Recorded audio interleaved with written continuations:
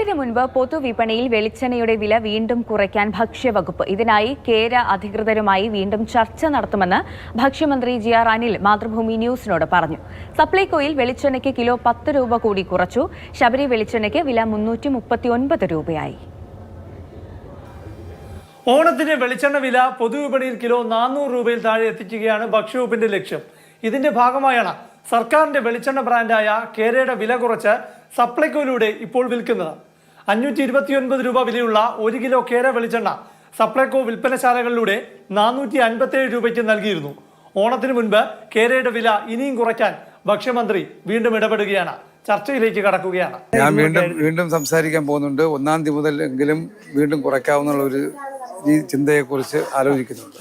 എന്തായാലും നമുക്ക് പരമാവധി കുറയ്ക്കാം.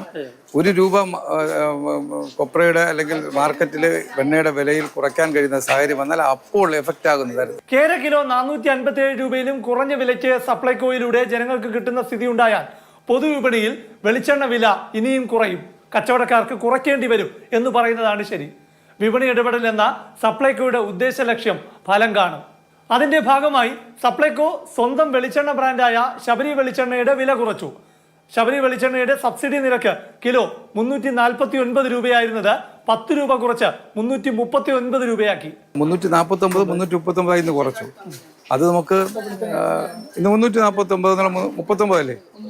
339 അത് രാവിലെ മുതൽ ബാധകമാക്കിയിട്ടുണ്ട്. അങ്ങോട്ട് താഴെ എത്തിക്കും. നോക്കാം. സബ്സിഡി ഇല്ലാത്ത ശബരി വെളിച്ചെണ്ണയുടെ ഇപ്പോഴത്തെ വില കിലോ 429 രൂപയാണ്. ഓണത്തിന് മുൻപ് വെളിച്ചെണ്ണ വില 399 രൂപയിൽ താഴെ എത്തിച്ചാൽ സപ്ലൈകോയുടെ വിപണി ഇടപെടൽ ശേഷി വീണ്ടും ഊട്ടി ഉറപ്പിക്കപ്പെടും. പ്രശാന്ത് കൃഷ്ണ, മാതൃഭൂമി ന്യൂസ്, തിരുവനന്തപുരം.